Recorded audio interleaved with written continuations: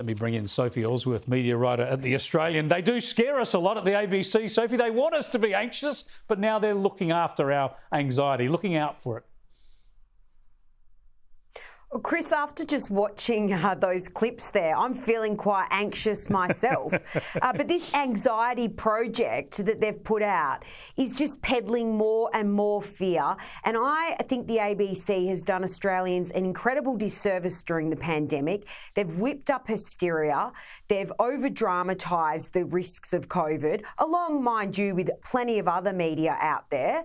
And I think they've scared the wits out of us. And if you just watch the ABC all day, I think you'd have the blinds drawn and you'd be too scared to leave your house. And it's a real shame that the national broadcaster has a service to provide to all Australians, and it seems to be hell-bent on whipping up hysteria, fear and alarmism. And you've just nailed it, Chris, with some really good examples there, with climate change, with what we saw in the US political landscape, and with the pandemic. And I think it's shameful on the broadcaster.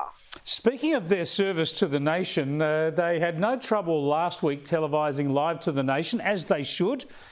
The pronouncements of the millionaire Simon Holmes à Court, son of Australia's first ever billionaire, Robert Holmes à Court, his climate alarmism method, his deliberate intervention into day-to-day politics, into federal politics, yet they weren't going to broadcast Clive Palmer tomorrow. I understand there's a back down and they're going to broadcast it on delay. Why on delay?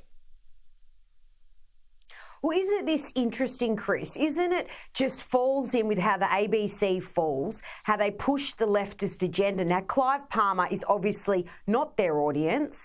And instead tomorrow at that time on the main channel, according to my TV guide, I'll be watching All Creatures Great and Small instead of watching Clive Palmer. Now, the ABC are airing his address 90 minutes later on delay on the news channel. Now, do you really think, Chris, they would have done this with Grace Tame and Brittany Higgins' speech or Simon Holmes à Court last week?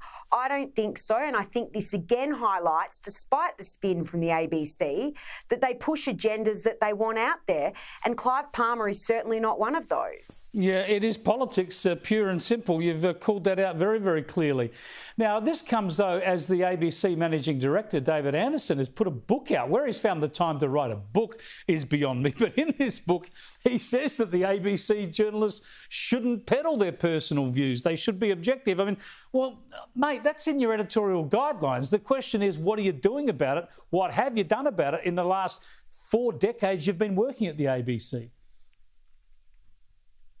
Well, I got my hands on this book, Chris. It's a small book. It's only 90 pages. And when I was reading this, I was just blown away because this clearly doesn't happen at the ABC. And the difference with the ABC to every other outlet out there is that the reporters have to abide by the charter. And the charter is that they remain impartial and independent. This is not happening. We've got examples on it. You only have to look at the ABC website, their news services. There's always examples of skewing to the left and pushing their own agendas.